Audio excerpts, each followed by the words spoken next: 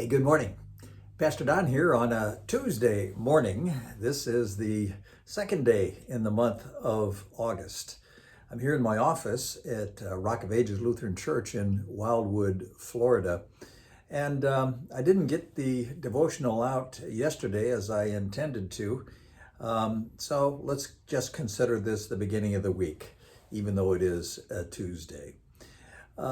I find it is extremely important to spend just a little bit of time every day, spending time in the gospel and a moment of prayer. I hope you feel the same, and that's what I'm intending to do by providing this to you.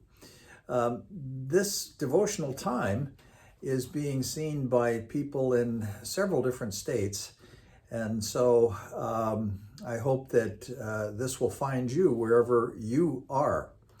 Today, I want to preview again the upcoming Sunday's gospel lesson. This gospel lesson this coming Sunday deals again, as they all do, with something that I think is important to all of us. And it comes to us from the Gospel of Luke in the 12th chapter. And it has to do with both fear and with our possessions, our material possessions. If you haven't noticed, the scripture deals oftentimes with our material possessions. Why does it do that? Why do we hear so much in scripture about stewardship and what we own and generosity and so forth? Well, it's because we have come to recognize that it's a dominant part of our lives, dealing with our material possessions to provide for our daily needs, our comfort, our security, and etc. But at the point at which it becomes overwhelming, such that it's the priority that we think about, then it becomes a bit of a problem. So let's read today's message and see what we can get from it. Beginning with the 32nd verse. Do not be afraid, little flock, for it is your Father's good pleasure to give you the kingdom. Sell your possessions and give alms. Make purses for yourselves that do not wear out, an unfailing treasure in heaven, where no thief comes near and no moth destroys.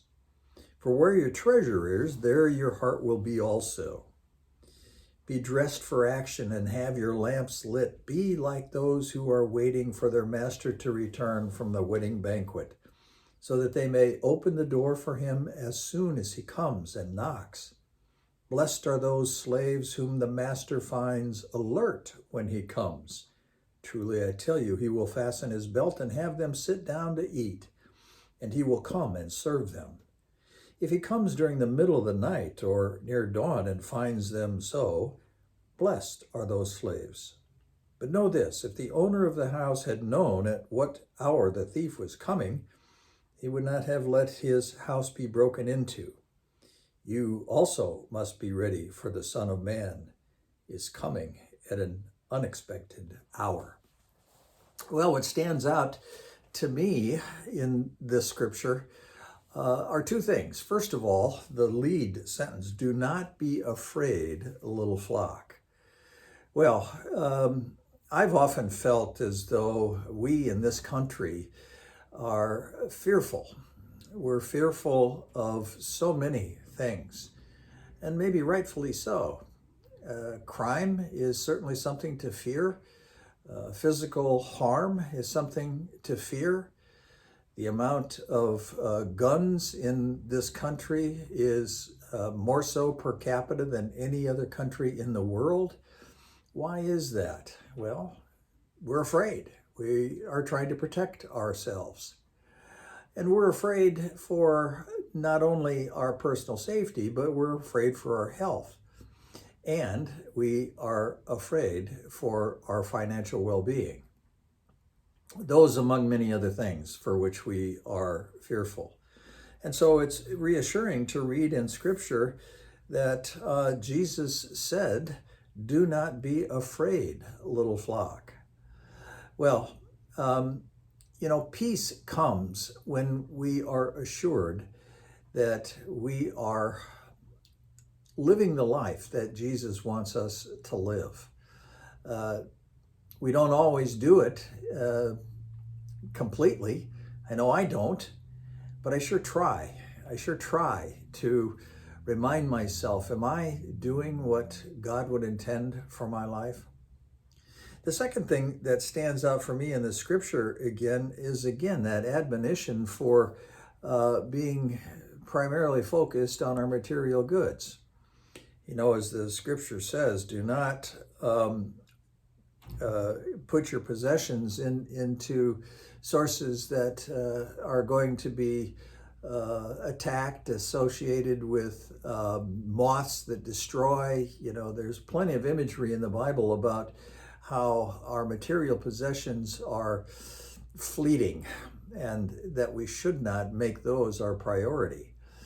And do not fear that we're going to lose our possessions.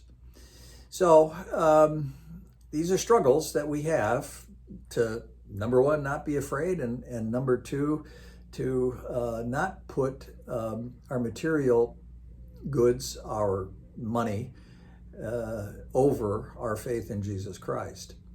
So chew on that a little bit this week, and this coming Sunday we'll talk about it a little more in a message that I've entitled A Kingdom Investment. So I hope your week goes well, the balance of it, and we'll see you again at the end of the week, and then hopefully in church on Sunday. I hope you're well. I hope you are not facing any COVID in this latest round that's going about, and that you're finding your life to be satisfactory in all regards.